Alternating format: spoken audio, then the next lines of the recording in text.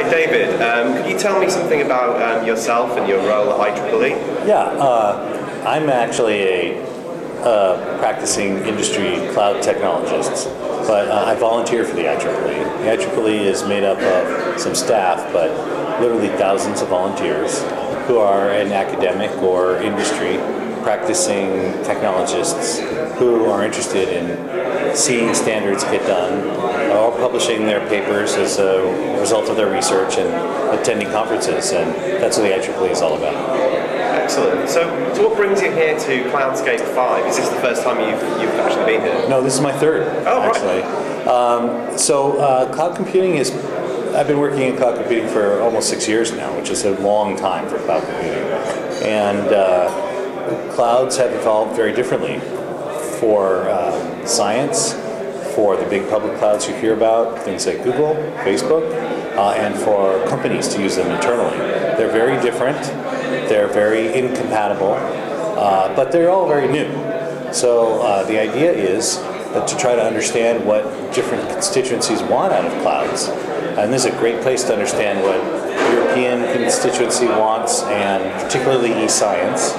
And secondarily, to try to figure out how to get some commonality between the clouds.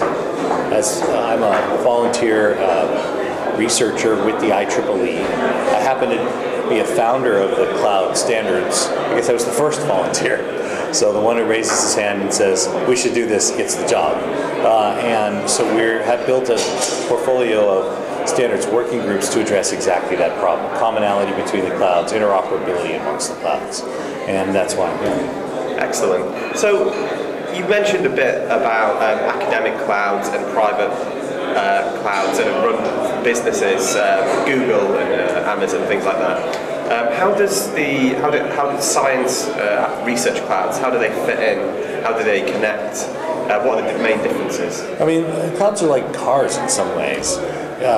You know, racing cars are different than the car you drive to work every day, different than maybe the car you rent on a trip, or the giant truck in a big gravel yard.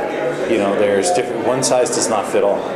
If you're a company like Google or a big service provider, you're building your cloud to do search really well or email, keep costs down, get really big.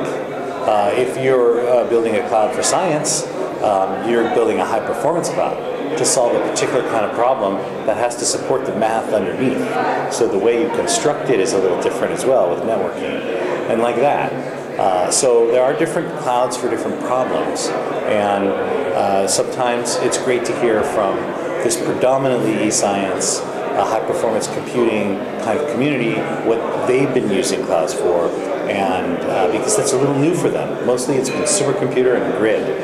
Now moving that to cloud, which is a little bit of a different beast in the scheme of things, you know, is very new. And so hearing how that's working, what they're doing, what's not working is terrific. So the focus is different, as you say. Is there anything that is particularly interesting that's caught your attention while you've been here in Brussels?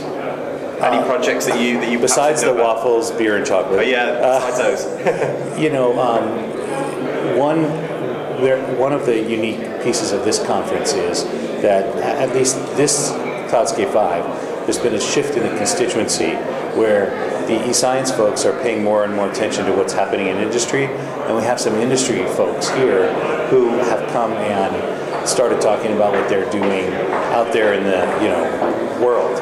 And there's a lot of similarities, there's some differences, but the coming together of that, the desire to interoperate between these, which is sort of the area I'm working on in particular, is coming through loud and clear. And so that's great to hear.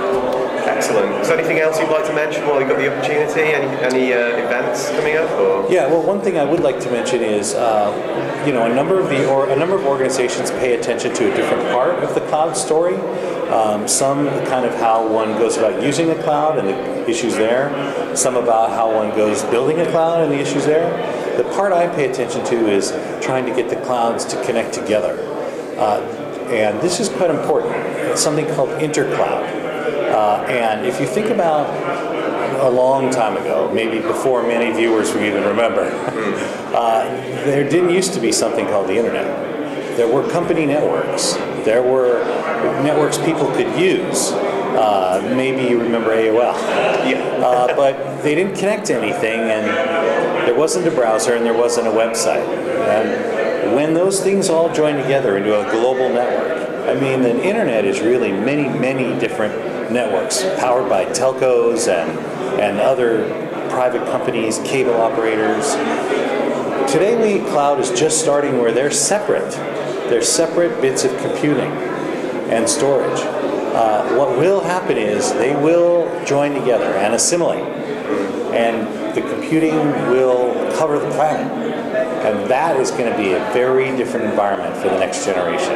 That's the part I'm working on, and I think it's really interesting because I saw when the internet started and watched that happen. It's happening again with cloud, and that's why it's great to be here. Sounds very exciting, so thank you so much for talking to us. That's yeah, great. My pleasure.